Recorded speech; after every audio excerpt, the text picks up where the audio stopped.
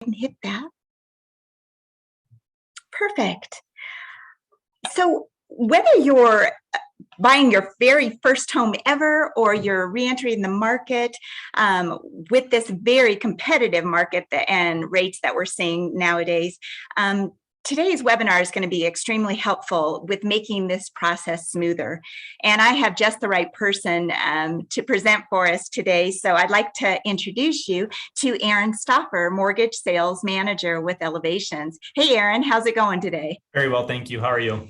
Great. So how we're going to handle your questions, which are very important to us, are you will utilize your Q&A buttons at the bottom of your screen, and please type them in, and at an appropriate time, I'll be not interrupting, but I'll come back on video at a good time for you, Aaron, and we'll be answering those questions as we go along. So now I'm going to go off screen, but then when we have some in queue, I'll come back on. Does that sound good? Perfect. All right. Thank you, everyone. Beautiful. Well, thank you so much. My name is Aaron Staufer. I'm a mortgage sales manager at Elevations. A little bit about me before we kind of get into the meat and potatoes of what we're going to be talking about today. So I've been doing mortgages now for 13 years. Prior to that, I had my real estate license. So I got my real estate license in 2008 when I graduated college. I did that for all of 1 year. I got my real estate license at the single worst time to get your real estate license. In a year of doing real estate, I sold 2 houses. One sold for $46,000 and one sold for a little bit more, sold for around $150,000. So I calculated at one point how much I was making in real estate, and it was like $1.50 an hour. So I was actually about to join the military, and then I got recruited into lending. And I have been doing that for the last 13 years. So it suits me very well. It's been very fortunate to land in the right place and land at the right place, being Elevation. So worked out for the best. When I'm not doing mortgages, and it's becoming the summer season. So during the summer season, I spend 60 to 80 hours a week originating mortgages. But when I'm not doing that, I love to play soccer. I play soccer 1 to 2 times a week. I love yoga. I like to go on joyrides on my motorcycle. I got a motorcycle with a sidecar during the pandemic. That was my COVID-19, you only live once gift to myself. So I take my dog Finian for rides. So if you ever see an Irish setter in a sidecar, that is Prince Finian and myself. I am his driver. As far as he's concerned, that is his chariot. Whenever I go on rides without him, he gets very offended. How dare I take his chariot without him? So that's a little bit about me. Here's what we're going to be talking about today. It's a pretty lengthy topic. It's very broad. My goal is to kind of cover from getting pre-approved, what the lender's looking for, all the way through closing. What does the process look like? So we're going to be talking about mortgage options. We're going to be talking about loan considerations, i.e. what does the lender care about? Okay. What does getting pre-approved look like? What does that process actually entail? Home buying process. Once you get pre-approved and you have to find a house, how do you go about doing that with regards to working with an agent, shopping for a home? Ultimately, what does the lender care about with regards to the property you're buying? And then the contract process, from when you go under contract to when you close, what does that process look like? And then finally, closing itself. So pretty broad topic, lots of stuff to get into. It's my favorite class I teach. I love the education piece of it, so you are in the right place. So let's get right into it. So when it comes to mortgage options, there's really 3 different buckets that mortgages fall into. There's what we call conventional financing. Conventional financing are loans that are backed by Fannie Mae and Freddie Mac. Fannie Mae and Freddie Mac are the government-sponsored enterprise behind the mortgage. Okay. Fannie Mae and Freddie Mac were private institutions prior to the housing crisis. They were one of the entities that got bailed out due to the housing crisis. Now they are what we call government-sponsored enterprises, GSEs, government-sponsored enterprises. That just means they're supported and held up by the government in some way, shape, or form. However, it's different than actual government financing, which is the second bucket. Okay. Second bucket, government financing. Those are actually loans that are backed by Uncle Sam. Okay, FHA, Federal Housing Administration, USDA, U.S. Department of Agriculture, VA, Veterans Affairs. Those are actually Uncle Sam's money. Okay, And then the third bucket the loans fall into is what we call portfolio loans. Okay, portfolio loans are credit cards are a type of portfolio loan. Car loans are a type of portfolio loan. Personal loans, type of portfolio loan. Portfolio loans mean the piece of paper behind the loan, called the note, the promise to pay, is actually the institution themselves. Okay, so with a portfolio loan, it would be Elevations is lending out their own personal money. Okay, with a Fannie Mae and Freddie Mac loan, conventional financing, Fannie Mae and Freddie Macs are the ones that are collecting the interest on the loan. They are the ones that have the piece of paper behind the loan. They're the ones that are actually collecting interest on it. So each one of these follows slightly different guidelines and requirements and criteria. Okay, we are primarily, not entirely, primarily going to be focusing on Fannie Mae and Freddie Mac. They are the best option available with regards to mortgages, objectively so, not just subjective, but objectively so. Fannie Mae and Freddie Mac are the gold standard for mortgages. They have the least amount down with requirements. They have the most favorable loan terms, the best guidelines. Top to bottom, they are objectively so, again, the best type of mortgage. So we're going to be spending the vast majority of our time talking about Fannie Mae and Freddie Mac. Okay. Most people fall into those buckets. Most people are going to be looking at conventional loans. So we're going to spend the most of our time talking about that loan. In those different buckets, you have different types of mortgages. The most common one by far and away is fixed rate mortgages. Your 30-year fixed mortgage, 20-year fixed, 15-year fixed, 10-year fixed. That means your principal and interest, so the mortgage part of your mortgage payment, is fixed for the entirety of the loan terms. Okay. Hybrid adjustable rate mortgages, also known as ARMs, not my physical arm, adjustable rate mortgage. Okay, those are becoming much more popular. And the reason why is because rates have risen so far. It's funny because I had this built into the slide, and I've been teaching this seminar for probably about 6 years now. And I always had this one blurb about ARMs. And I was like, maybe I should just take that out because we don't do a lot of ARMs. They're not really necessary. Well, that was when rates were low. Now that rates have increased, all of a sudden this has become a lot more relevant and a lot more useful too. So right now we're actually originating almost 50% adjustable rate mortgages because rates have risen so far. Rates are currently the highest we've seen in the last 15 years. And there's a lot of reason to think mortgage rates are going to be dropping in the next couple of years, which I'm more than happy to discuss when we get to the very end about kind of where the markets are going, that kind of thing. So if anybody has questions on that, let us know. But an ARM. So an ARM is an adjustable rate mortgage. Today's ARMs are hybrid ARMs, which means they have an initial fixed period where the rate is fixed, and then they become an adjustable rate mortgage. So they have both an initial fixed period as well as an adjustable period. ARMs come in a couple different flavors. We have 3-year ARMs, 5-year ARMs, 7-year ARMs, 10-year ARMs. Okay, that means the rates are fixed for 3, 5, 7, and 10 years. Okay, within each of those, the ARMs can be structured slightly differently. So, for instance, the 3- and 5-year ARM is in what we call a 2-1-5 format, which means it could adjust 2% the initial adjustment after the initial fixed period, can adjust 1% each time after that, up to a maximum of 5% above your initial rate. Okay, the 7 and 10 are what we call 5-1-5 format. So 5% adjustment the first time, possibly 1% each adjustment after that, to a maximum no more than 5% above your initial rate. Okay. So today's ARMs are different than what we were doing, well, what all lenders were kind of doing prior to the housing crisis. Prior to 2007, 2008, ARMs were structured drastically different. Sometimes they didn't have a lifetime cap. As you'll see here, the ARMs cannot increase any more than 5% above your initial rate. So they have a cap. They have a limit as to how far they can increase. In addition, they have an initial fixed period. That was not always the case with ARMs from yesteryear. So ARMs got a little bit of a bad reputation prior to the housing crisis because they didn't have a cap. They didn't have an initial fixed period of time. People simply did not know what they were getting themselves into, which was one of the reasons why the housing crisis occurred. Lots of reasons. That was one of them. Okay. So today's ARMs are slightly different. Why would you pursue an ARM? Honestly, right now, because the rates are lower on ARMs. Rates are going to be lower on an adjustable rate mortgage than they would be on a 30-year fixed. Okay. Another reason somebody might pursue an ARM is because they are only going to be in the house for 5 years. Okay, great. If you're only going to be in the house for 5 years, why not take advantage of a 5-year ARM where the rate is lower? In the meantime, get your payment down, save up more money for the next house. Sometimes people are here on work visas. I legally have to be out of the country in X amount of years. Oh, great. We should look at an ARM because you're not going to have that house beyond that fixed period. So keep that in mind. Next thing, whoops, I don't know how I did that. There we go. Sorry about that. Next thing we're going to be talking about is credit. So when you get pre-approved for a mortgage, and we're going to be talking about the actual pre-approval in a little bit here, but when you get pre-approved for a mortgage, lenders care about what we call the 3 C's. Okay, the first C is credit. The second C is capacity. Capacity is broken down to 2 different pieces: your down payment as well as your debt to income ratio.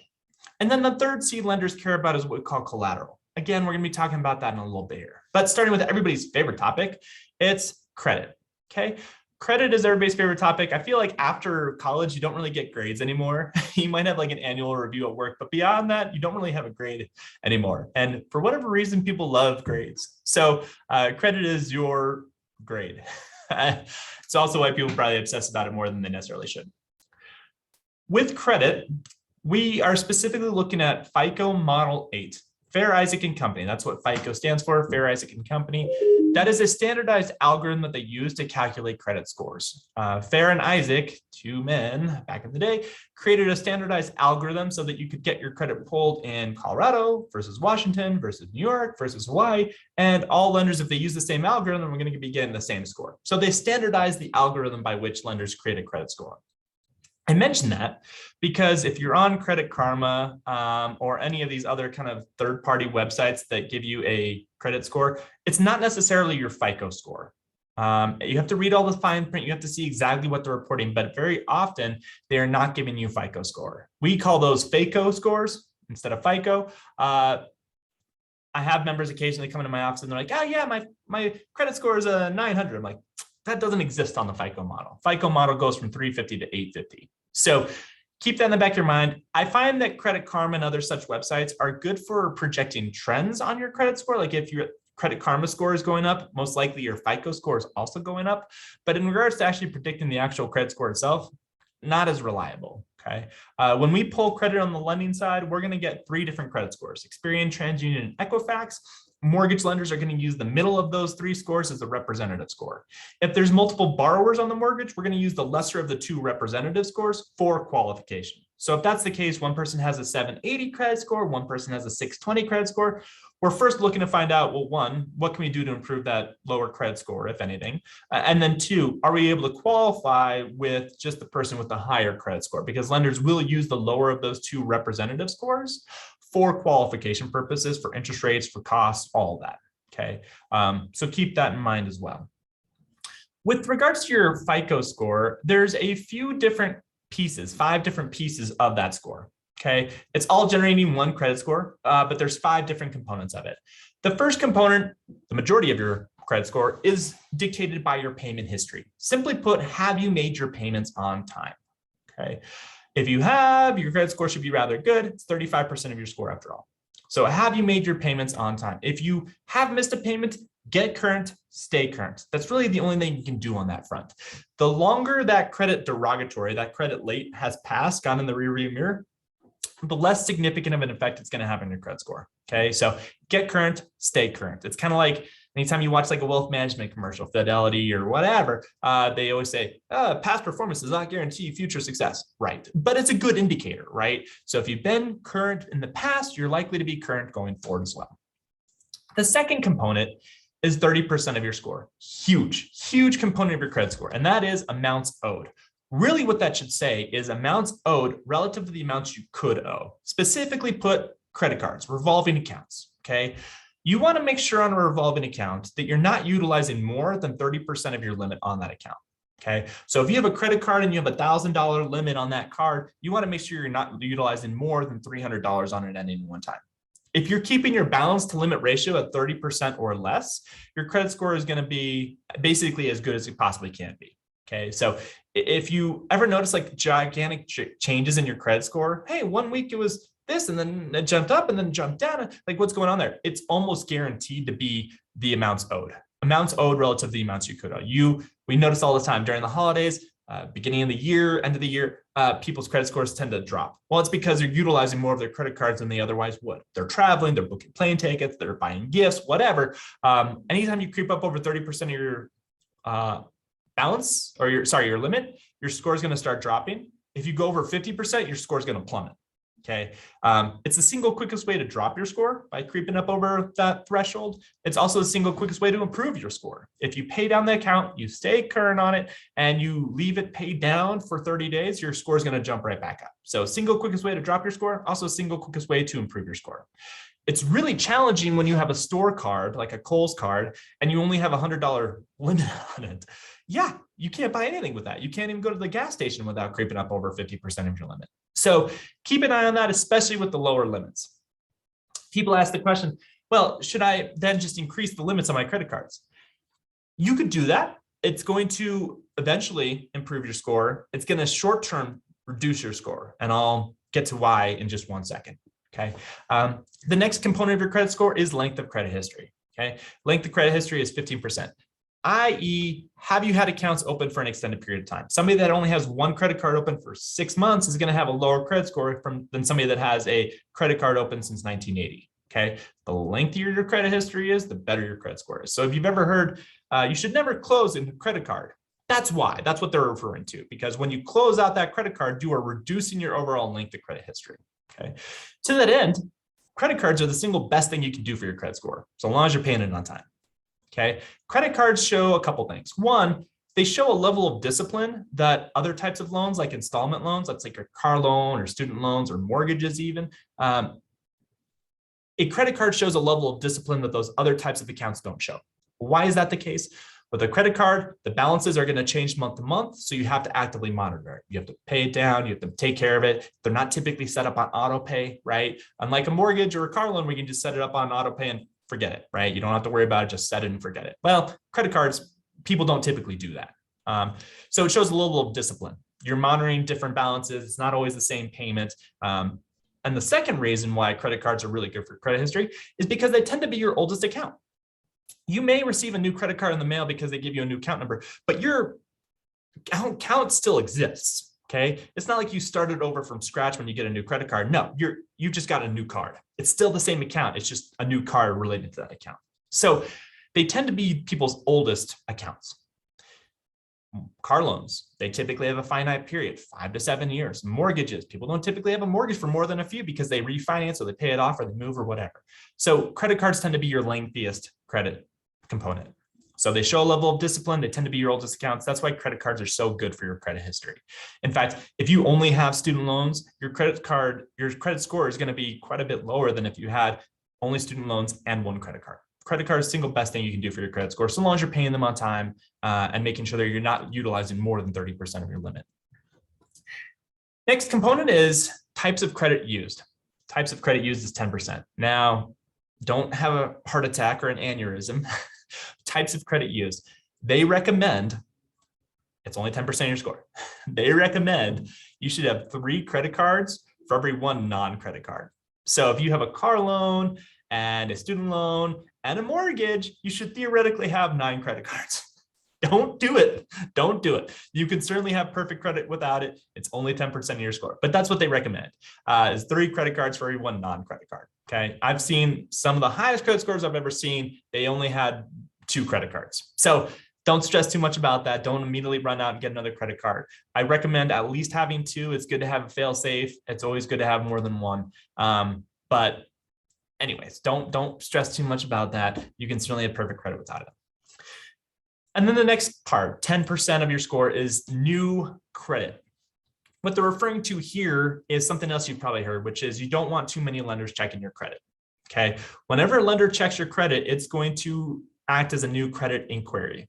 And when there's a credit inquiry, it's going to drop your credit score between 3 to 5 points. Okay, so 3 to 5 points. It only affects you for about 90 days. So it's a minor effect. It's a very temporary effect as well. But when you go to increase your credit limit because you're sick of going over 30% of your limits and it's dropping your credit score, they're going to have to do a new credit inquiry. And when they do that new credit inquiry to find out if they can increase your limit, it's going to drop your score temporarily. So when I said you can certainly increase your limit, yes, you can. However, it will drop your score temporarily by a few points because they're going to have to check your credit to do so. Okay. So you want to kind of keep credit inquiries to a minimum, 3 to 5 points. If you get 1 or 2 here, it's not a big deal. Woohoo. It's not going to affect your score in a huge way. Okay. But you do want to limit them somewhat. Now, there's one exception that's carved out to that 3 to 5 points, which is multiple lenders of the same type with regards to a mortgage or a car loan. They can check your credit and it's only going to count as one inquiry so long as you do those credit pulls within a 14-day window. Okay, it's called non-deduplication. They want you to get the best terms, get the best options available. So you can have multiple lenders of the same type, so in regards to a car loan or a mortgage, check your credit within a 14-day window, and it does only count as one credit pull. Okay, so that is the one exception to that. It does not work with credit cards. If you have multiple lenders pull your credit for a credit card, they assume you're trying to get 5 different cards or whatever the case may be. We had 5 different credit card inquiries. They're assuming that you're going to get 5 different credit cards. Okay, so it only works for car loans and mortgages.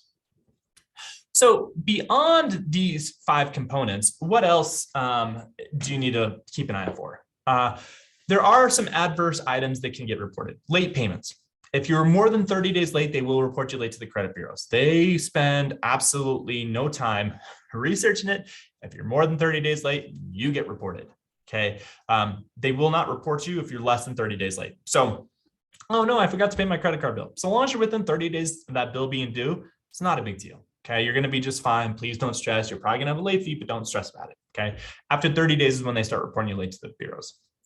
Collections. Most common collection by far and away is medical collections. Medical collections show up constantly. Whenever you go to the doctor's office and they say, hey, we need to verify your address, that's why, because collections show up on medical side almost immediately. So don't stress too much about that. Medical collections have a much lower effect on your credit score than other types of collections could. Utility collections are probably the second most common. So yeah, keep an eye out for that. If it's a minor collection, less than a couple $1,000s, they're not typically required to be paid off before you buy a house. Okay, so don't stress about that part either. Charge-offs. What is a charge-off? A charge-off is where you owe money to a creditor for so long that the creditor finally throws their hands in the air and says, fine, we're going to stop trying to collect payment on this. We're just going to charge it off our books. So they take the loss on their books. They take it as a write-off. Reduces their income, it therefore reduces their tax liability. It's going to stay on your credit report indefinitely. Okay. The only way to truly get it removed is to pay that charge off. Okay.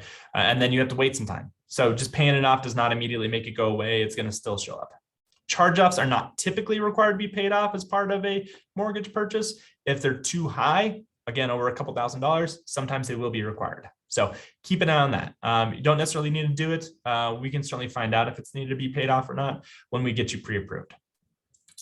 All right, the last one here, judgments. Judgments are you legally owe somebody money.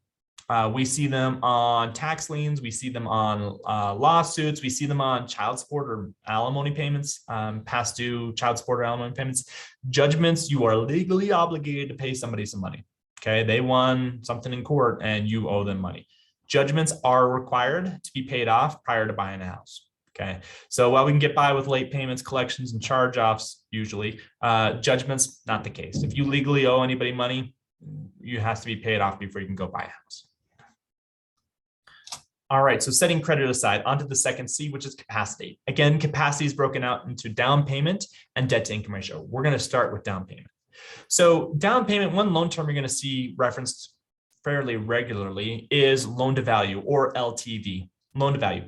It is the loan amount divided by the value of your house. Lenders are going to determine the value of the house. It's going to be the lesser of the contract price or the appraised value on your house. Okay, that is what the value that we're going to be using to determine the LTV, or loan to value. If you've ever heard that the down payment requirement is 20%, they're saying that the down payment is 20% to avoid mortgage insurance. Mortgage insurance is the one type of insurance that does you absolutely no good. Okay, it's not for your benefit. It's insurance you pay for that protects the lender. Okay, anytime you put less than 20% down, it's a necessary evil. That's the bad news. The good news is it's not nearly as expensive as people think it is. Especially as a credit union, we get discounts on mortgage insurance. So our mortgage insurance tends to be more affordable than other folks.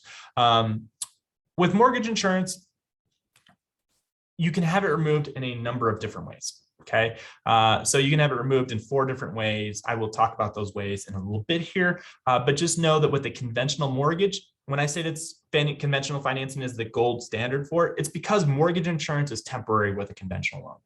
With an FHA mortgage, it's permanent. you're stuck with it forever. The only way to get rid of mortgage insurance with an FHA mortgage is to refinance into a conventional mortgage. Okay, so conventional mortgage, one of the big advantages is mortgage insurance is temporary. Again, I'll talk about the couple different ways you can have it removed in just 2 slides.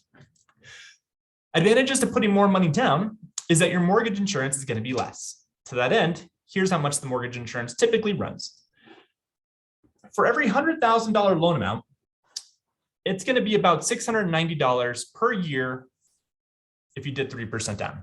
If you do 5% down, it's $440 per 100,000 loan amount per year. So if you had a $300,000 loan amount, you'd multiply these by 3.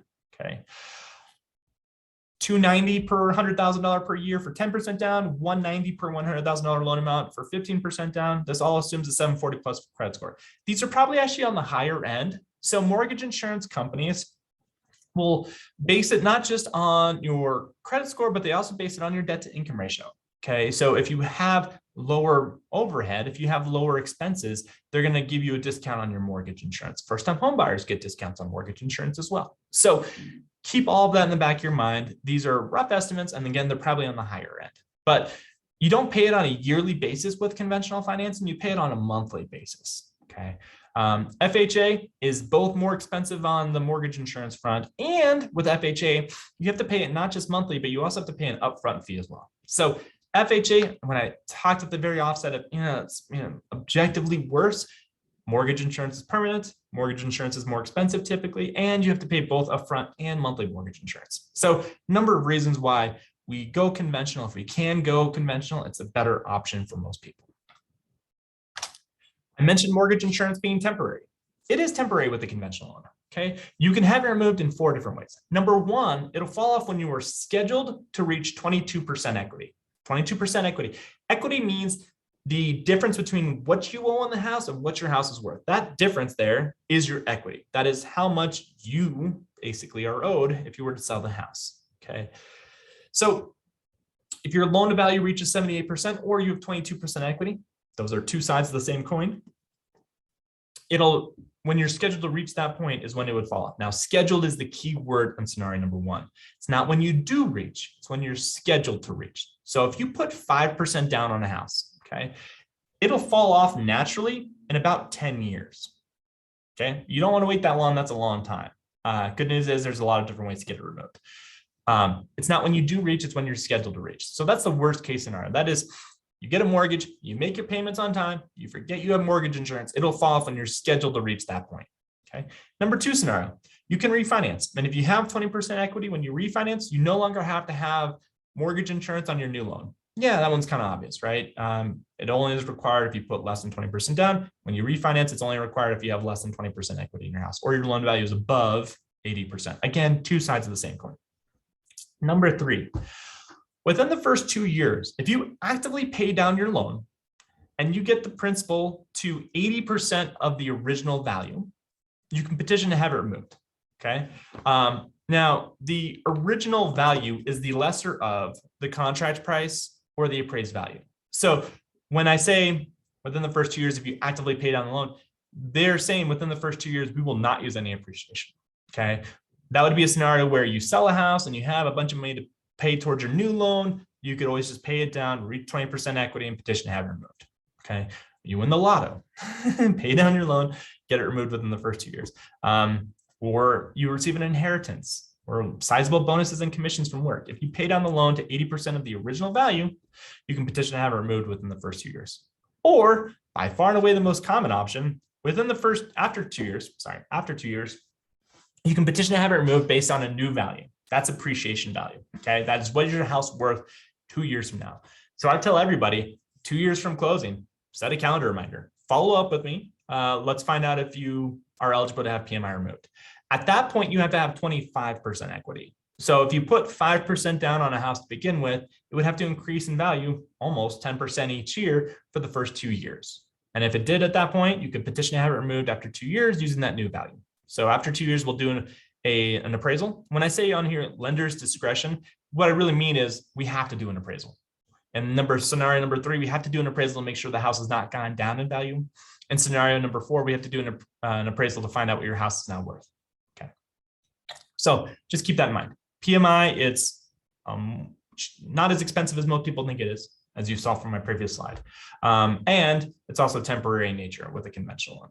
So, people ask me the question like, I've got 5% for a down payment right now. Should I spend the next couple of years saving up for that 20% down, or should I just buy a house right now with less down? Buy a house now because time will work for you. You'll build up appreciation. You can have it removed in a couple of years, which is how long it would take you to save up that down payment anyways. So the vast majority of people are better off just doing something sooner, getting their foot in the door in this crazy market, building up equity, and then petitioning to have it removed down the line. It is temporary with a conventional loan. Okay. Next, sources of down payment.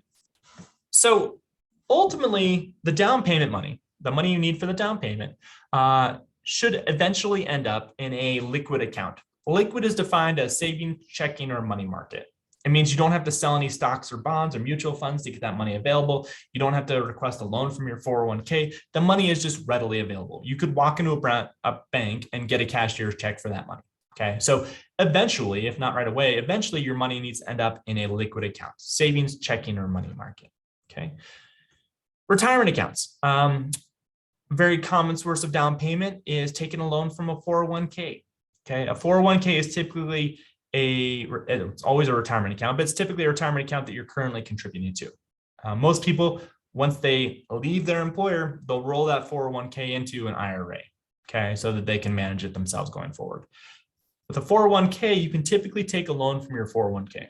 How much? It depends on your broker. Okay, if it's Fidelity, they're going to have different rules than if it's with Vanguard, than if it's TD Ameritrade, then whatever. So with the 401k, you could access money in a couple different ways. You could take a loan from a 401k. That is an option. They typically call those hardship loans. Hardship, they carve out two exceptions. Typically, divorce is one instance where you can take out money from your 401k early, and the other one is going to be first-time home buyer. Okay, so look into that. The terms aren't terrible typically. You can typically borrow your own money and then pay yourself back with interest. So it's not a terrible deal. The one thing, and this depends again, carrier to carrier, but one thing you need to keep an eye out for is a lot of 401k providers will make it so that you cannot contribute to your 401k until you've paid back the loan. So if it's going to take you 5 years to pay back the loan, well, great. That's 5 years where you're going to miss out on potentially contributing to that 401k. So make sure you ask that question if you are looking at that. Ironically, I always hear CPAs say you should never take a loan from your 401k. And then the people I see do it the most often are CPAs. So they know that they have access to the money. They don't necessarily always take their own medicine, but that is something I've seen happen. So yeah, inquire with your 401k provider. How much do you have access to? What are the terms of withdrawal? What are the terms of the loan repayment? A lot of 401k providers, they'll still take money from your paycheck, but instead of contributing to that 401k, you're simply paying back the loan. So all questions that you want to get the answers to. Some will say you have access to 25,000. Some will say you have access to 25%. Some have a flat amount. It just differs company to company. A Roth IRA, you can take out money from a Roth IRA. You can take out the money that you've contributed to that IRA. So they call that the principal. Okay, I've contributed $15,000 to my Roth IRA. You can access the $15,000, but if that account is now worth $17,500, you can't access that additional $2,500. That is the money that your money is made. You can't access the amount your money is made. You can access the principal balance because that is post-tax money. You've already paid taxes on that. Okay, so that's another viable option. IRAs, typically, again, it's a rollover account. You had a 401k with somebody, you rolled it over in an IRA so that you can kind of manage it after leaving that company. IRAs are a little bit more difficult because you can't typically contribute money back to that account, right? You've already left the employer. That money is no longer really accessible. You can't really take a loan on it. I tell everybody, check with your provider, ask them about accessing money early. You might have to pay a penalty. That's less favorable than if you could take a loan from an active 401k, in my opinion.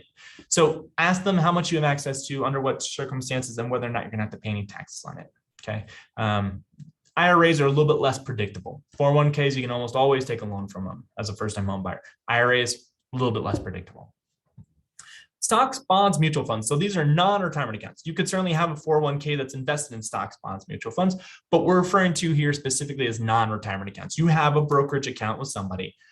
You could certainly use that money to buy a house. It's going to take a couple of days typically to liquidate the money. And if we are using it for closing, you typically will have to liquidate it.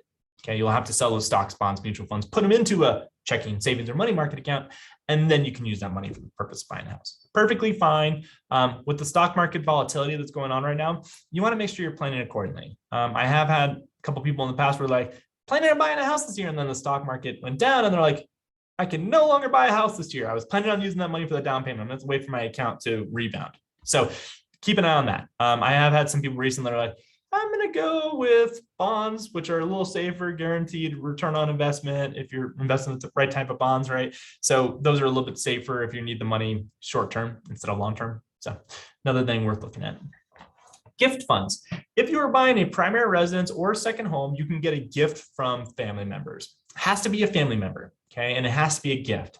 Occasionally I have parents where they're like, yeah, we want to loan money for the down payment.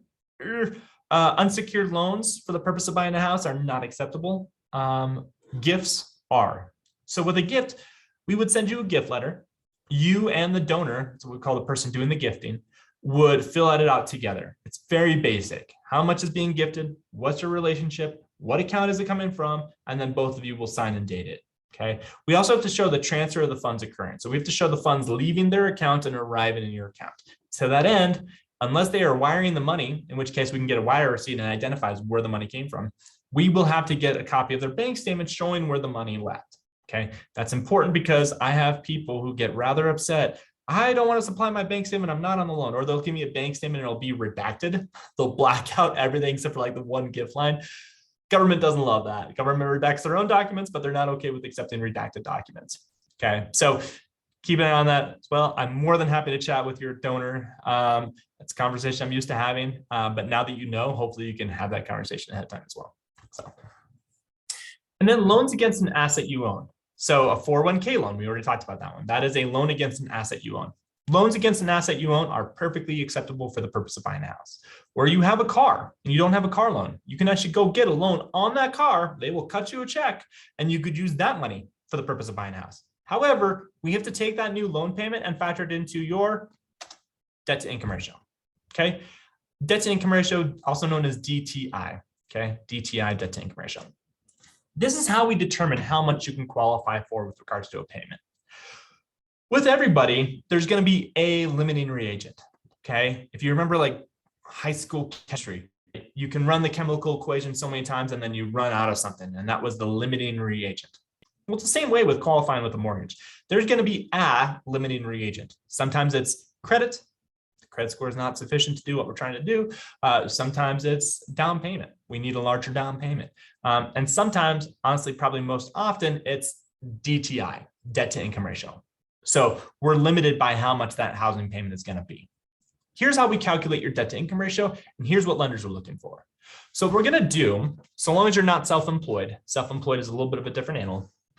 We're going to be looking at your monthly gross income. Gross income is the amount you pay before taxes, before medical deductions, before 401k contributions.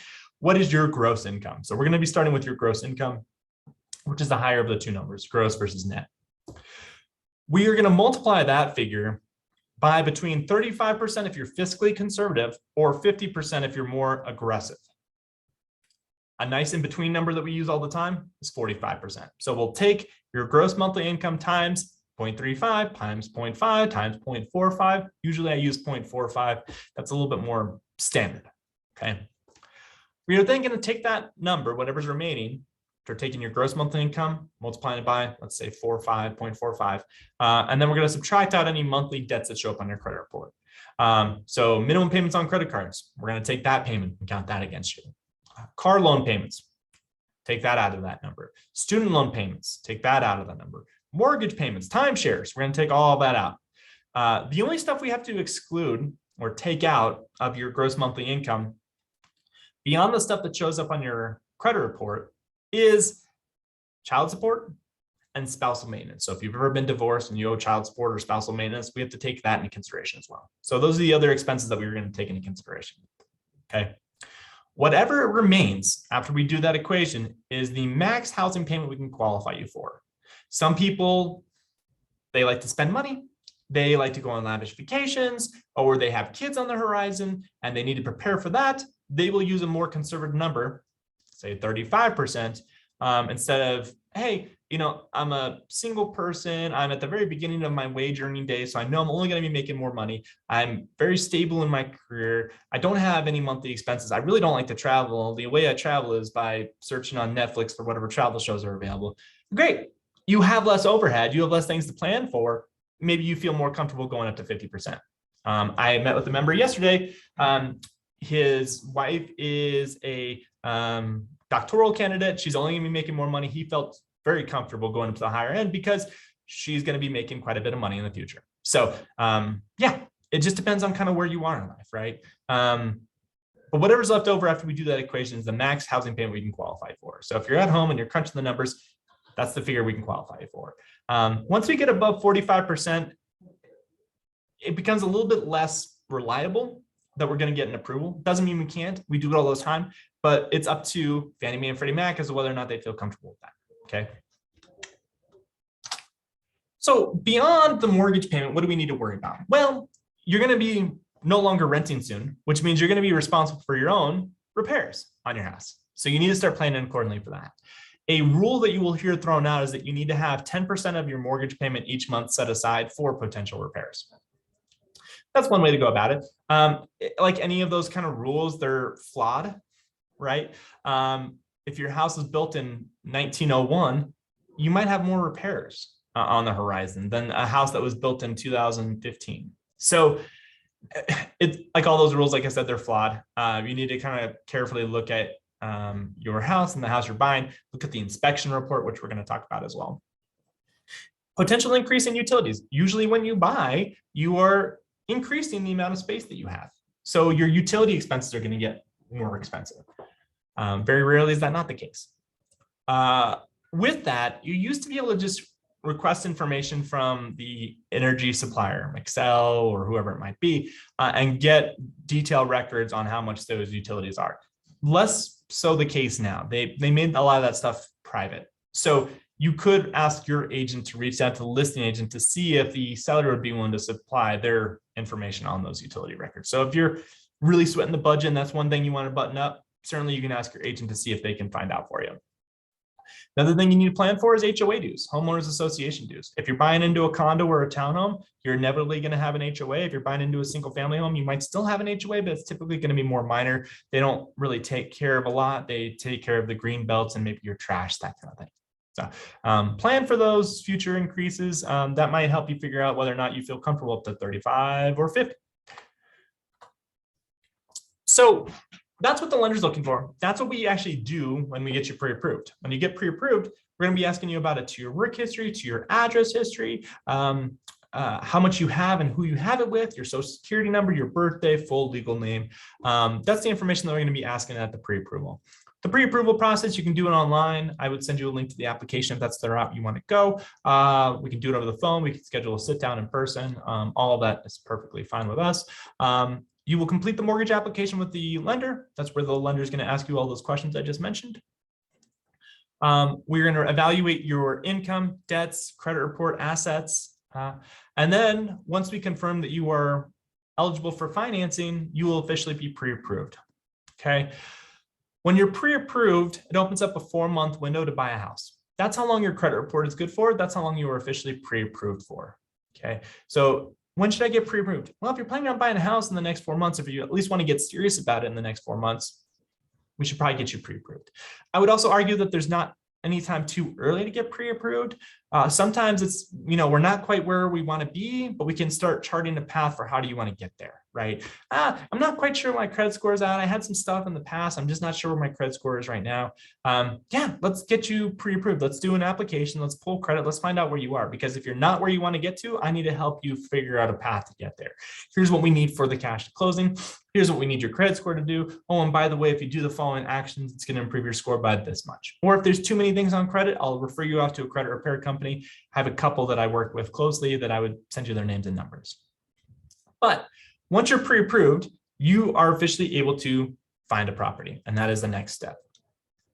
Michelle, no questions yet. I'm shocked.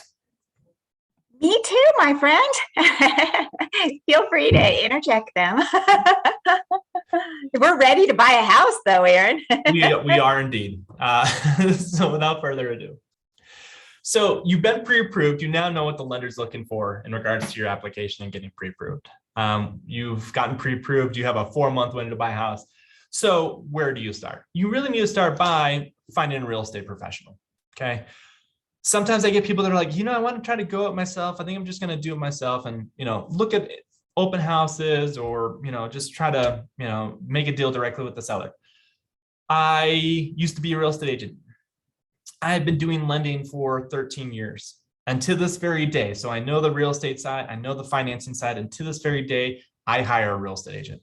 Okay. I cannot recommend it enough. I will talk about it way longer than you probably want me to. You really need to get a real estate agent. And the reason why is in Colorado, the seller typically 90% of the time plus will pay both real estate commissions. Okay. So it's cheaper to buy a house is what we say, rather than sell a house, because when you sell a house, you have to pay the real estate commissions. So if you want to save money, save it when you're going to sell. And even then I would recommend getting a real estate agent. A real estate agent does not just negotiate the sales price. They negotiate 10 different things. Inspection items, closing date, closing time, final walkthrough. Hey, there's a post occupancy where even though you bought the house, you can't move in right away because the seller is going to stay there for a month or two. They will be part of the process when they vacate the house. They negotiate not just one thing, they negotiate 10 different things. I'm a big proponent of knowing thyself and knowing what you're good at and what you're not good at. I am terrible at negotiating. I have found that about myself. I am not good at negotiating. Time and time again, when I have a real estate agent in my corner, they're able to finagle stuff that I wouldn't have even dreamed of. So get a real estate agent. The seller pays for them anyways, and you're really going to need the help, especially in this ultra competitive market. A good real estate agent makes a gigantic difference. So how do you know if you have a good real estate agent? Ask him for references. Ask him for references. A good real estate agent will have, oh, sure, no problem. I'd be happy to send you some names and numbers, and you're welcome to reach out to them and have a conversation. So ask them for references. Ask them about their experience, okay? The average real estate agent in this country does 1.5 transactions a year. 1.5 transactions a year. What that tells you is there's a lot of real estate agents that have their license that don't do any business. They do it as a hobby. Or maybe they have the real estate license because they'll, do transactions when it's their friends and family, or for themselves. They might be like an investor, and they simply realize, I can save money if I just add to my own real estate agent. The average real estate agent does 1.5 transactions a year. You need to find somebody that knows what they're doing, that doesn't treat it as a hobby, that treats it as a professional. So ask them about their experience. How many deals did you do last year? A really good real estate agent will do 6 deals a year. The best of the best, 20 plus. So ask them how many deals they do a year. They will be happy to tell you. And if they're not, probably need to talk to somebody else. Okay. So ask them about their experience. An experienced real estate agent in New York that just came to Colorado, it's completely different market, completely different contract, completely different rules and regulations and everything else. So how long have they been in this area? Ask them that as well. Making the most of the relationship, communicate clearly and often. You really can't over communicate with a real estate agent. They want to know what you like. They want to know what you don't like. They need to know what's negotiable and what is not, because they need to start planning accordingly. Okay. So like any relationship, right? You get out what you put in. So communicate clearly and often, let them know what you do and do not like. Be very open and honest with them. I think a real estate agent's worst nightmare is a client that just doesn't say anything. They have no idea what's going on in your head. So communicate clearly and often. Yeah, it's definitely worth it. You are not bugging them. I promise. They will only appreciate it. Potential pitfalls, conflicts of interest. So in Colorado, you cannot be a real estate agent for both the buyer and the seller. It makes some sense, right? If your primary function is negotiating terms, how can you possibly negotiate for both sides? You can't. It reminds me of that 30 Rock episode where Jack Donaghy is negotiating against himself because he finds it to be the most challenging. Same thing, right? You can't really negotiate for both the buyer and seller. So in Colorado, what you can do is you can become a transaction broker. A transaction broker is a real estate agent that is just presenting terms from one party to the other. So for instance, if you walked into an open house and you did not have a real estate agent, and you're like, we love this house, we want to buy this house, and you were talking with the listing agent, that listing agent has a couple options. One, they can only represent the seller. So they might say, I'm only representing the seller. I can't represent you. You would have to present an offer unrepresented. in which case you are negotiating against an expert. Have fun. Or they might say, my seller is okay with me acting as a transaction broker.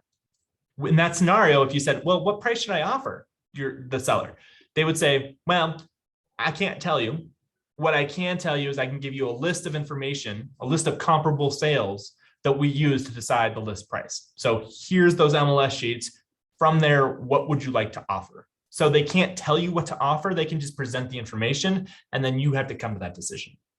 So once you decided to make an offer on the house, they would simply take the contract, present it to the seller. They can no longer advise them. They are working for the transaction. They're not working for the seller or the buyer.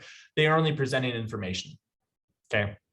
So I have some agents that love being a transaction broker because they say it's the easiest job ever. I can't say or do anything. I can present information, and that's really all I can do. So some real estate agents have no problem doing it. Some agents say, I know myself. I cannot possibly not represent my seller. So I cannot in good faith be a transaction broker.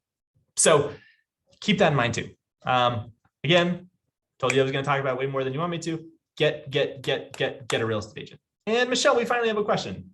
Yes, we sure do. We have a couple. So the first one is, our son is an Elevations member, but lives in El Paso. Can he seek a mortgage through Elevations? Thanks. That's a great question. We can only finance houses in Colorado. Anywhere in Colorado, we can only do mortgages in Colorado. What I would recommend your son do is chat with their local real estate agent and ask them what local lenders are doing good business. You ideally want to get your hands on a local lender. There's typically one local lender, Elevations is that local lender in Colorado, that kind of dominates the market. The reason I would want a local lender is because the bigger institutions kind of got burned by the housing crisis in 2007, 2008. Bank of America acquired Countrywide, right? Chase acquired WAMU. They each acquired these really toxic mortgage assets, and it left a little bit of a bitter taste in their mouth. They made it a little bit more difficult to do mortgages than other local institutions who didn't have to deal with that huge fallout across the entire country. So if you can, I would recommend finding a local lender. They tend to have less lawyers. They tend to have easier guidelines. And as a benefit, they also tend to have cheaper costs in my experience as well. So that's all my 2 cents on the matter. It's not universally true, but I have found that to be true throughout the country. Outstanding. Where/how do you verify the information about the real estate agents to be sure they're truthful? Yeah, so chatting with the references is a good place. So long as it's not their buddy, they're going to give you an open and honest answer about the real estate agent. So that's a good place to start. In regards to verifying how many transactions they've done, that data is a little bit less reliable.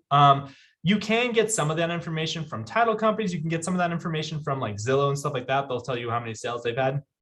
It's not necessarily the most reliable, but it is a data point that you can use. And if you don't have a real estate agent, you need some names and numbers, contact me or your lender. This is a very I bet you have some great ones there to refer. Okay, the next one. I have a question on using gift funds for down payment. Is it basically required to go through the form? ? If a family member sends me money ahead of time and it's in my savings already, does that complicate things? It depends.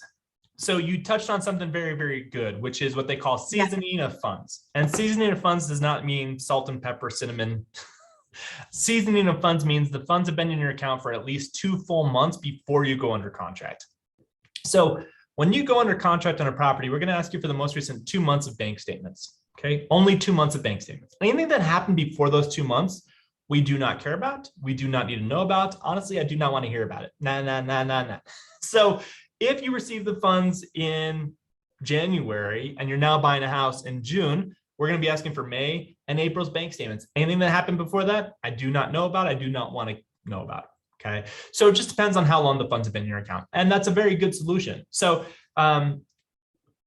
if you sold furniture at a garage sale and you're trying to use that money to buy a house, we have no idea where that money came from. You just have cash being deposited. So it could have come from a garage sale, in which case you don't have any, proof of title to your couch that you sold, or it could have been from more onerous means, i.e.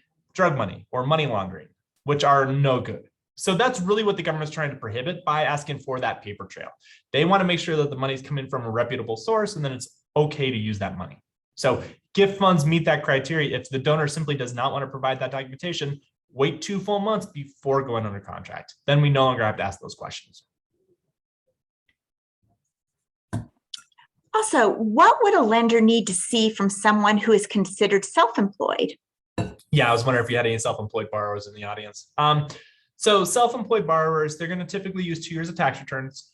If we can show that the business has been alive for at least 5 years, we can get by with just 1 year of tax returns. The big difference between gross monthly income for a salaried employee and self-employed borrowers is for self-employed borrowers, we're going to be using the net income because your gross receipts might be $300,000, but you might have spent $200,000 on material.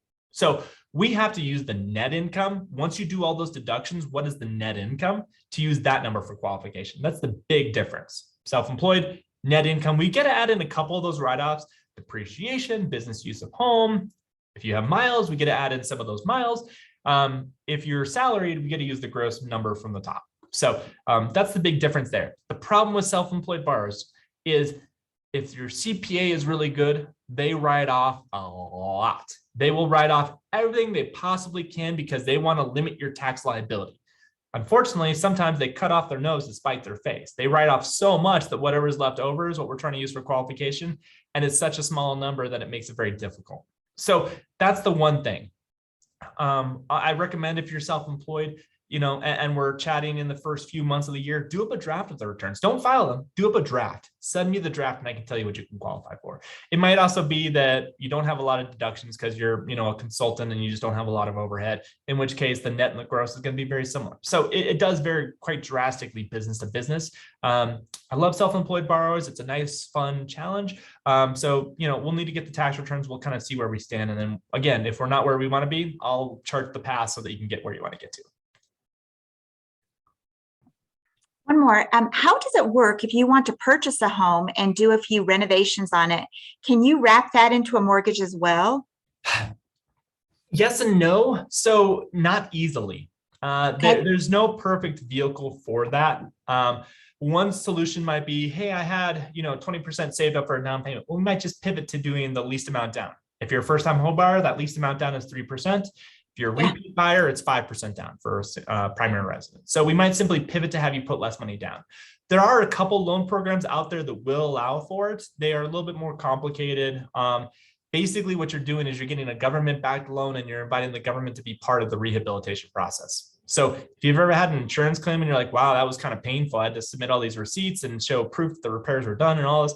Yeah, it's like that, except it's way worse because now it's the government that's involved. So there is a program or two that exist. And if the project is so significant, you could also look at a construction loan. And we Elevations will do those as well. So there are some options. I'd want to know more about the house that you're looking at and have a little bit of a deeper conversation on that. But yeah, I had a member yesterday who was like, I'm looking to put, it was like $200,000 down on a house. What if I found a house that needs some, a remodel? I'm like, great. We would simply pivot to least amount down, have you finance it with the bank of member themselves and have them kind of pay for it out of their own pocket. So there's some options there. There are a couple loan programs that exist. They're few and far between, and they're not always the cleanest option, but worth having a conversation around. Thank you, Aaron, and thank you for our guests. Those are some great questions, really good. So no more at this time. Thank you. All righty. So you figured out what real estate agent you want to use. Now what? You need to figure out what house you want, okay? So you need to decide very quickly what's negotiable and what isn't, right? Very few people buy their forever home in their first home, right? For me and my wife, it took us 4 homes before we landed at our forever home, okay? So it's a process. I tell everybody, you just want to really get your foot in the door with the market, build up some equity, and then on your next house, you'll have equity to use to buy the next house. So you really just want to figure out what's negotiable and what isn't. You're not going to land in your forever, crib forever and right away off the bat. You really just need to start building some equity in homes and then start leveraging that equity for the next house. So what's negotiable?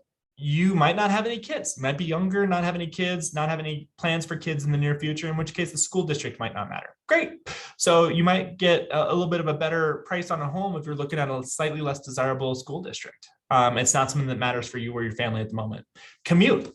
Sometimes people don't mind walking to work or riding a bike to work or driving extended distance for work. A lot of people now aren't even commuting because they're able to work remotely, not just because of the pandemic, because their employer changed their limitations on that. So maybe the commute doesn't matter as much. Maybe the commute matters for one person, but not the other. So is the location negotiable?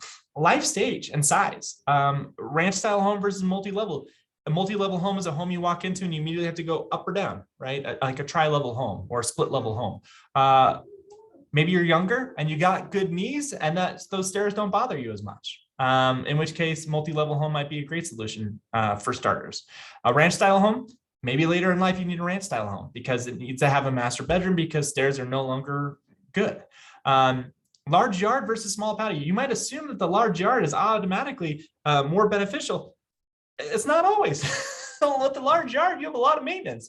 My wife, she's a teacher. She was on summer break now. I'm like, hey, sweetie, I love you. By the way, here's what we need done this summer. And top of the list was moving rocks and weeding the yard. So large yard requires lawn mowing, requires maintenance, costs more money because you have sprinkler system that needs to run. So keep that in mind as well. Small patio, very maintenance free. If you have dogs like I do, they don't love the small patio. So maybe that's something that is negotiable for you. New construction versus existing home. Honestly, we probably should have an entire seminar on just this one line. People are looking more and more at new construction given how tight the market is. New construction has its pros and it has its cons. What are some pros and cons of new construction? A benefit of new construction is that you have a brand new house that has brand new warranties.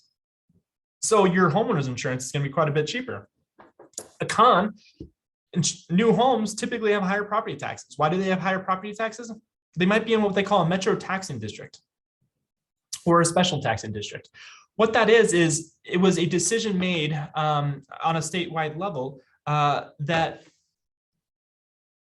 in order to pay for the infrastructure that's built out, sewers, gas, electrical, roads, in order to pay for all of that, they're going to start increasing the property taxes on just the area, the neighborhood that's affected, instead of increasing it on the entire county. So what happened is the new neighborhoods, their taxes might be 2 to 3 times what it would be if it was a resale home and it was not in a special taxing district. So taxes are going to be potentially significantly more expensive than it would be on an existing home. New construction, you're going to be moving into a construction site for a while. You got noise, you got dirt. They can only lay down sod a couple months of the year, so you might not have grass for a while. Landscaping is going to be very young, so there's not a lot of privacy, and your houses might be quite a bit closer. A benefit of new construction is you don't have to live in anybody else's dust. You are going to be the only dust that you're living in, and you get to pick how you want things and where you want them. So you get to pick finishes and fixtures. That's another benefit of new construction. I don't mind new construction. I like new construction. I've bought new construction myself. I've also heard just as many people say it was a nightmare. I didn't like dealing with the builder and it wasn't what I thought it was going to be. In my experience, new construction is not a bad option if you're going to be in the area long term, because what you don't want to do is you don't want to be in a situation where you have to sell your new construction house a couple years down the line and the builder's still building in that area. You bought in phase 1 and they're on phase 3 out of 7 phases, right? That would be very undesirable because now you have to sell your house and you have to compete with the builder. And somebody could just walk into the builder's office and say, I'm just going to buy new construction instead. So yeah, I don't mind new construction, but you need to plan on being in the area longer term. You don't want to be selling your house because you might be selling it quickly. If you're competing with the builder, that could be a very undesirable position to be in. Existing homes, they are typically older, which means you aren't going to have new warranties. Your insurance is going to be more expensive, but there's a very good chance your property taxes are going to be more reasonable because you're not in a special taxing district. Existing home, if it's 10 years or older, it's going to show the warts. I'm not sure what house I'm moving into. I'm not sure if there's going to be issues down the line. Well, with an existing home, if it's 10 years or older, you're typically going to see if there's any settling going on. You're typically going to see if there's any moisture issues. All that stuff is now kind of evident. With new construction, like most warranties, once they expire is when stuff starts breaking, just like a car. So yeah, they've both got their pros and cons. There's advantages and disadvantages to both. I tend to be a little bit biased. I prefer buying existing homes. I like to know what I'm getting myself into. And I just don't like living in a new construction area. I feel much better with new construction if I'm buying towards the end of the construction cycle. That way, if I did have to sell the house, I know I'm not going to be competing against the builder. And I also know that, the neighborhood's starting to come along. Fences are installed, landscaping's starting to grow, things are on their way. It's supposed to be the first person in there when you get your tree and it's like this tall. So pros and cons to both. Everybody's got the preference. I have some people that only buy new construction. That's all they buy. That's all they've ever bought. They don't want to buy anything other than new construction. They only buy new construction. So, pros and cons to both. So when you're visiting property, what are a couple tips? Bring a notebook, take pictures. Everybody's got a cell phone camera. So if you have things that you want to remember later, you can take a picture of it. If you have specific furniture that you need to fit in a size and a space, bring a tape measure and you can find out. For instance, pool tables. I've got people all the time like pool tables. They need to have a space for the pool table. Great. You probably should bring along a tape measure because you're only going to be in the house for 30 minutes at most, right? So you're not exactly sure once you leave the house whether or not there was enough space. So plan accordingly in advance. Ignore easily replaced cosmetic items. They always say paint is cheap. That applies for all cosmetic features. If you don't like the color of the paint, great. Paint is very cheap. Flooring is relatively cheap. Stuff like that. Evaluate the storage areas, make sure it's going to be suitable for your purposes. Walk around the outside and look over the exterior and listen to the neighborhood. My wife and I was like, you ever hear the road noise in the morning? She's like, road noise? No, I never hear road noise in the morning. I'm like, you can hear road noise. Like if you are out in the yard in the morning, you can hear the cars driving on 287. We live in Erie, fairly good distance into Erie, and you can still hear 287 in the morning during rush hour. So yeah, recommend walking around outside. It's going to tell you a different story than when you're inside. So once you go under contract, one of the first things you're going to do is you're going to do your home inspection. There's a couple things along the front range specifically that you need to keep an eye out for. Radon, bentonite, and mold. Starting with the latter, mold was not an issue along the front range until the floods of 2013. Once the floods happened in 2013, mold started becoming an issue. So usually it's visible. Usually you can see it. Your home inspector, if you let them know that you have concerns about it, they will keep an eye out for it. But mold can create quite a bit of issues. We had a loan officer at Elevations that had some mold damage to his house, and it was messing with his brain for a while. It's a significant health concern. So yeah, keep an eye on that. If you see any signs of possible moisture, make sure you do your due diligence. Bentonite is an expansive clay in our soils. There's some areas that have been just completely decimated by it. Broomfield and Lacamora, it's right off of Miramonte area. There's some subdivisions or some cul-de-sacs that are every house has had a structural repair. And it's because of the expansive clays. It expands, it contracts, it expands, it contracts. And over time, it can create settlement issues or structural issues. So you can do structural repairs. Rock Creek is another area where some subdivisions, some cul-de-sacs have been completely affected by it, and others not at all. Like literally one cul-de-sac over, no damage, no houses had a structural repair. It goes in veins in the ground. So it's like a gold vein, except way worse. But you might have one cul-de-sac that's affected and the next cul-de-sac over is completely immune. So keep an eye on that. A home inspector, they'll let you know if you need to get a structural engineer. They'll see, I saw some signs of settling. You might want to get somebody out here to take a look at that. Structural engineer is going to be a different inspection than a home inspection. So something to keep an eye out for. Radon. Radon is a radioactive gas that seeps into the foundation of your house. Very cheap to test for. I think it's like $150 to test for radon. Much more expensive to mitigate, a couple $1,000s. They basically install a fan that runs through your house. It's usually only evident in the basement, not always the case. You might have elevated radon levels above ground or above grade, like we call it, but it's much less common. In the basement is where it's by far and away the most prevalent. When you test for it, you test the basement typically. So definitely recommend testing for that. Cheap to test for, expensive to mitigate. That is a health and safety concern. So something to keep an eye out for. Special considerations for condos. A couple things. You want to revisit the house at different times. I always recommend revisiting if you can in the evening. So if you do your home inspection at noon on a weekday, schedule your appraisal if you can for later in the day, or just drive by and find out, is there adequate parking? Don't visit, don't only base it on the, your one visit at noon when everybody's on lunch and away. visit it when it should be most packed, first thing in the morning, in the evening. It's going to give you a better idea of what you're going to be contending with. Okay. Shared walls, ceilings, floors, try to visit when your neighbor's going to be home. Same idea, right? Luckily, not luckily, due to the pandemic, people are home more often than they used to be, right? So you might have a better inkling right away whether or not the shared walls are going to be an issue. Would I ever rule out a house because the neighbors are noisy? Not necessarily, right? They could have a dog that's, having a bad day, or it could simply be that it's a tenant next door and they're going to be leaving the house next month. But if all of the neighbors are noisy, all of a sudden I'm thinking, hey, maybe it's the complex. Maybe it's not just the one neighbor, maybe it's the complex. But neighbors are not typically forever. So I wouldn't base any one decision on that alone. Are the common areas well maintained? Just look at the paint. Does it look pretty good? Look at the landscaping. Does it look fairly well maintained? Are the trees going wild? Are there, weeds everywhere? Are the common areas well maintained? Because you are going to be paying homeowners association dues, and you want to make sure that the money is going where it should be going. So keep an eye on that.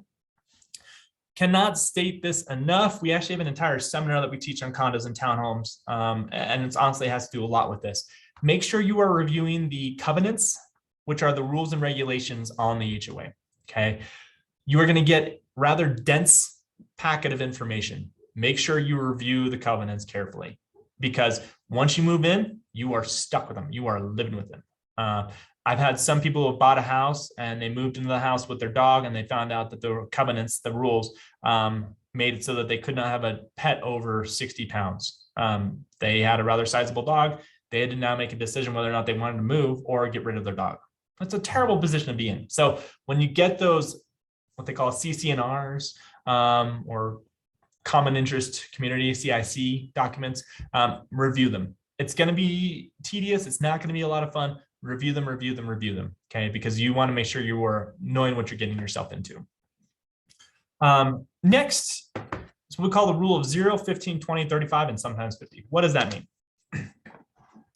The government blamed condos for part of the housing crisis. Okay, and with that, they came out with some additional criteria. So condos will have a higher interest rate than a townhome or a single family residence will, so long as you're putting less than 25% down. Once you put 25% down, the rates are going to be identical between condo, townhome, or single family.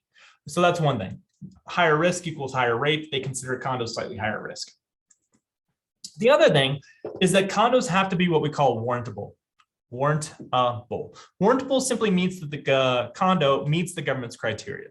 Okay, specifically, it's passing these requirements right here. So the rule of 0, 15, 20, 35, and sometimes 50. Rule of 0, the complex cannot be in any litigation. Okay, so the HOA cannot be being sued or suing somebody, nor can it be what we call a condotel. A condotel is a condo, technically, that has some features of a hotel. So they're very common up in Frisco, Dillon, Beaver Creek, Vale, all those ski town areas. You might have a condotel.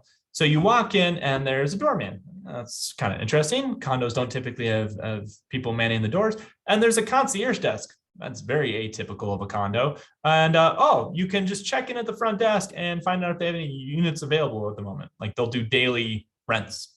All telltale signs of a condotel. It has some features of a condo. It has a lot of features of a hotel. Fannie Mae and Freddie Mac do not want anything to do with condotels. Okay. 15. The complex cannot have 15% or more of the units be delinquent on HOA dues by 60 days or more. That used to be 30 days delinquent. That was creating a lot of warrantability issues. Now that it's 60 days, very infrequently does this come up. They want to make sure that the HOA is not set for financial ruin, i.e. have the homeowners been paying their dues. So at least 15%, no more than 15% of the units can be delinquent on HOA dues. 20. No single owner can own more than 20% of the units. They carve out an exception for municipalities. So City of Boulder might own more than 20% of a complex because they have subsidized rentals, fair market rents, low income rents, that kind of thing.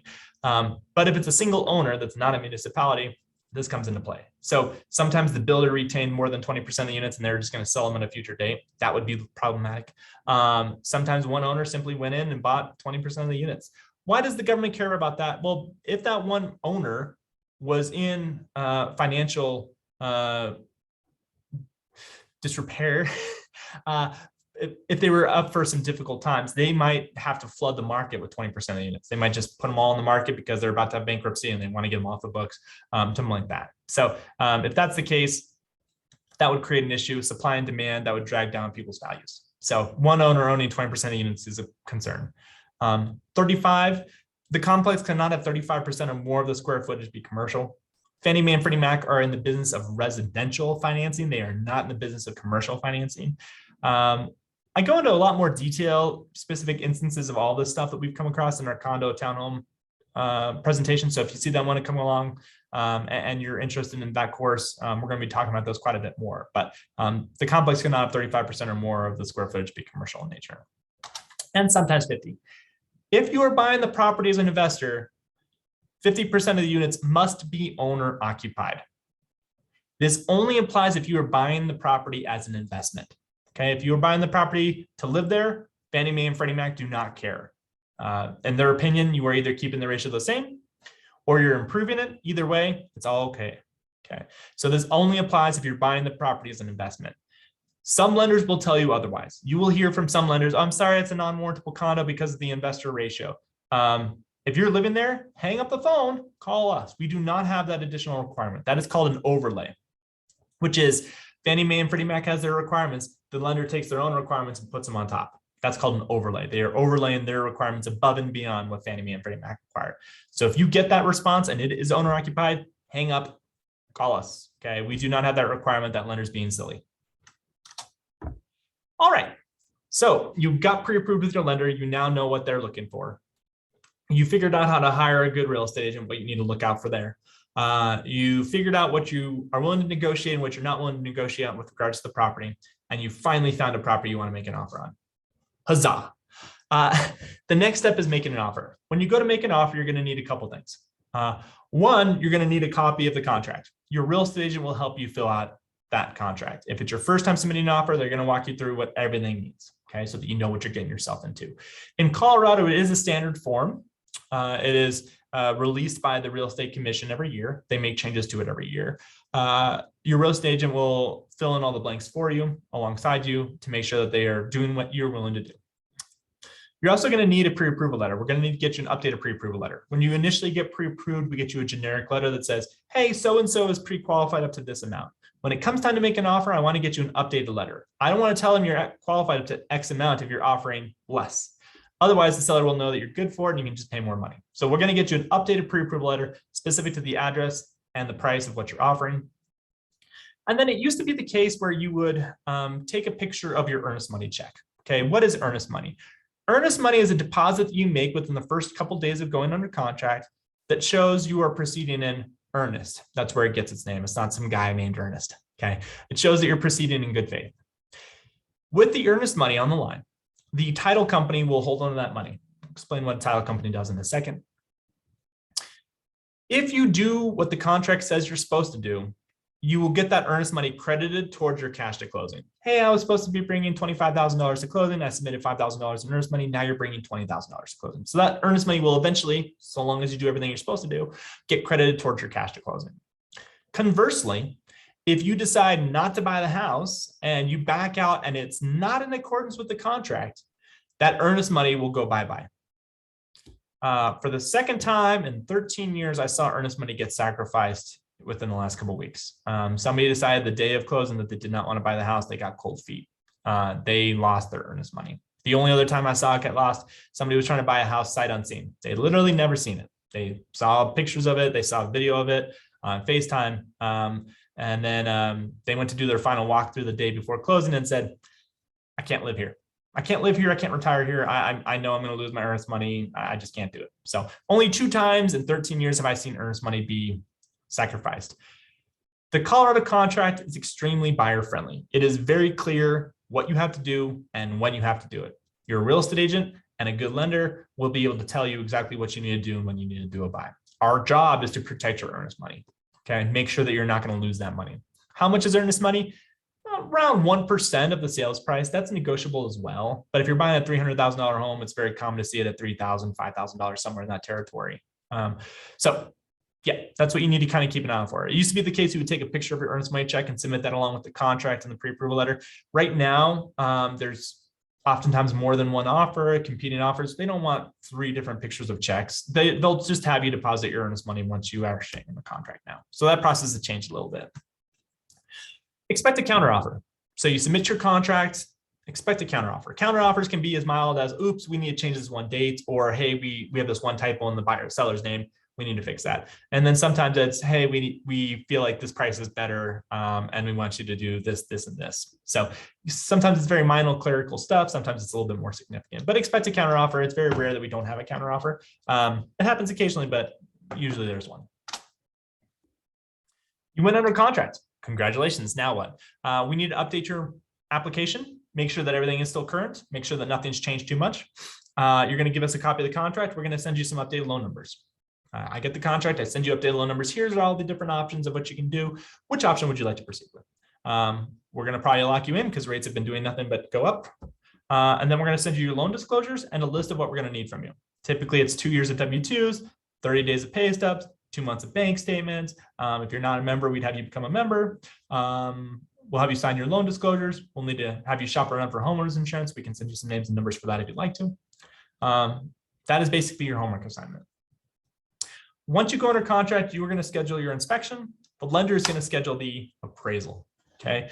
So the appraisal is done by an appraiser that's been vetted by Elevations. We only do loans in Colorado, so all of our appraisers are very local. We try to limit them to only work in 2 different zip codes. So we keep their area that they can operate in very, very small. That's intentional. We do not want an appraiser to come in from Boulder to Colorado Springs or vice versa.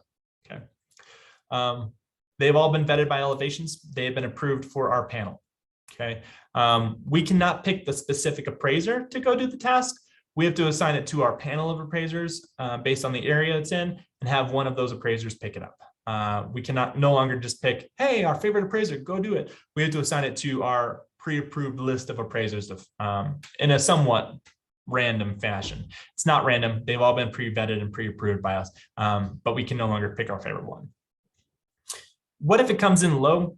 It used to be the case and still is occasionally the case where you could ask for a new price. Hey, one under contract for $500,000, it appraised at $475,000. We want you to drop the price to $475,000. That's what your house is worth. Make it so. So a new negotiation could occur. Oftentimes right now, there's what we call an appraisal gap where you say, hey, look, we're going to cover the difference if it doesn't appraise. Very common right now in this market. So you might be on the hook for additional money. What if it comes in high? If that happens, you are the only one that's aware. We do not tell the seller's agent. We honestly don't even tell your agent what the house appraised for if it came in high. We send out a rather nondescript email that just says appraisal in at value. Sometimes I'll get a listing agent that responds back and says, that's great, but in at what value? And I say, I cannot tell you. I can only tell you as much as I've already told you. It's sufficient for our purposes. It came in at value. So what do you need to avoid during the process? We will update your credit report 7 days before closing. It's not a brand new credit pull, but it is a credit refresh. And we're going to find out if anybody has pulled your credit in the meantime. Sometimes it's, I was just shopping around for lenders. I wanted to make sure I was getting a good deal. Fantastic. Sometimes it's, oops, I forgot to tell you, I just bought a new car. Yeah, we have to count that new debt against you. So please talk to your lender. Open and honest communication, please, please, please. Okay, because we will find out if anybody else has checked your credit. And when you're buying a house is exactly when you want to go get new accounts. I'm under contract and I need a new washer and dryer and it happens to be Memorial Day and there's sales. Yeah, talk to us. We will find out about it. There's some hoops you'll have to jump through if you want to get a new account during the process. Don't make any large purchases, withdrawals. Honestly, more importantly is deposits. If it's a deposit that is larger than 50% of your typical pay, we have to find out where that money came from.